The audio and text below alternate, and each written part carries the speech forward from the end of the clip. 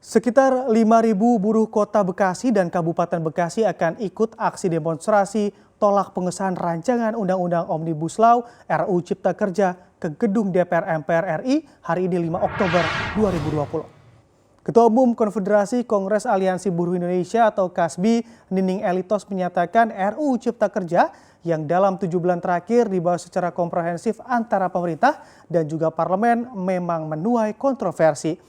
Sejumlah pasal yang disisipkan dalam aturan tersebut dianggap tidak pro terhadap pekerja maupun masyarakat pada umumnya. Nining menyatakan aksi ini akan berlangsung di beberapa wilayah di Indonesia dan 8 Oktober aksi besar-besaran akan dilakukan di depan gedung DPR dan pemerintah daerah masing-masing kota dan wilayah. Setidaknya aksi di Jakarta akan dihadiri sekitar 20.000 orang dari Jakarta, Banten, dan juga Jawa Barat. Sementara aksi nasional di daerah akan dihadiri lebih dari 100.000 orang.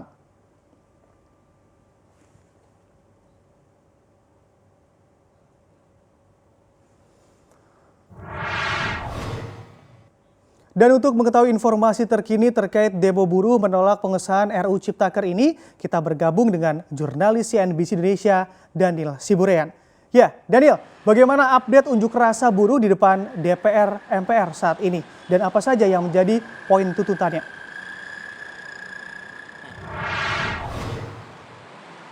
Ya, Bram, rancangan Undang-Undang Cipta Kerja atau RUU Ciptaker memasuki babak baru, di mana Badan Legislasi DPR atau Balik DPR bersama pemerintah dan Dewan Perwakilan Daerah menyepakati agar RUU kontroversial dibawa ke rapat paripurna DPR untuk disahkan menjadi, seperti yang kita ketahui Bram, selama masa pembahasan RUU ini menuai banyak kontra maksud kami di tengah masyarakat, terutama dari kalangan buruh, di mana selama masa perumusan ini juga kita kerap melihat terjadinya puluhan buruh aksi demonstrasi karena mereka merasa hak-hak mereka tidak terakomodir dalam RUU aturan baru tersebut.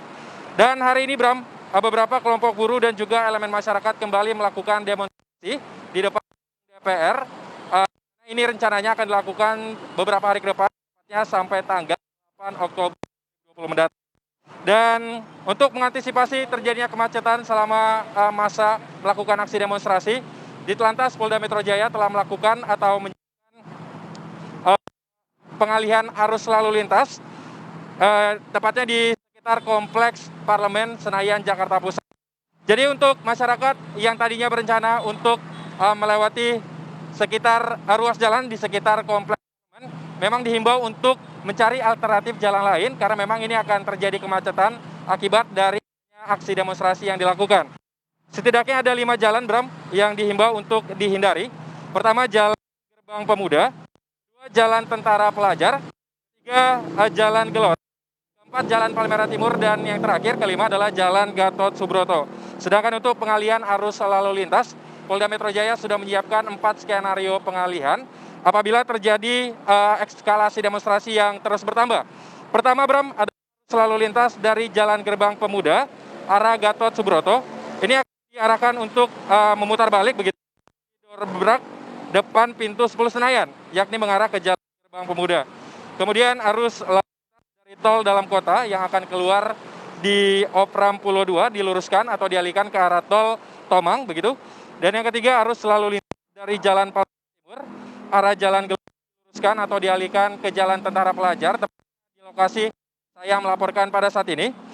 Dan yang terakhir, arus lalu lintas dari Jalan Gerbang Pemuda arah Jalan Gelora diarahkan belok kiri menuju ke arah Jalan Asia Afrika. Dan update Bram di lokasi tempat saya melaporkan, tepatnya di Jalan Tentara Pelajar ini, tadi sudah ada sejumlah petugas yang melakukan persiapan atau bersiap untuk mengantisipasi jadi kemacetan imbas dari demonstrasi yang dilakukan di depan gedung Parlemen di Senayan, Jakarta Pusat. Ada kesepakatan meloloskan RUU Ciptaker ke rapat paripurna ini disepakati pada Sabtu malam, tepatnya pada tanggal 3 Oktober 2020 kemarin, di mana ada 7 fraksi Bram yang sepakat untuk RUU ini dibahas ke rapat paripurna, sedangkan ada 2 fraksi yang menolak kesepakatan tersebut, yakni fraksi dari Partai Demokrat dan juga fraksi dari Partai Keadilan Sejahtera atau fraksi dari Partai PKS. Sementara itu, sebagai informasi saja sebelumnya, dalam Konfederasi Serikat Pekerja Indonesia KPSI menyatakan siap aksi mogok apabila aksi mogok nasional maksud kami apabila pemerintah tetap bersikeras untuk mengesahkan RUU Ciptaker yang dinilai sangat merugikan pihak buruh terutama pihak pekerja di Indonesia. Dan seperti 7 poin yang masih terus disuarakan oleh pihak buruh ini terutama dari Persekutuan KSPI. Yang pertama adalah penolakan terkait penghapusan upah minimum kota atau kabupaten bersyarat begitu dan upah minimum sektoral kota kabupaten atau UMSK. Poin kedua adalah pengurangan nilai pesangon dari tadinya 32 bulan upah kini menjadi 25 bulan.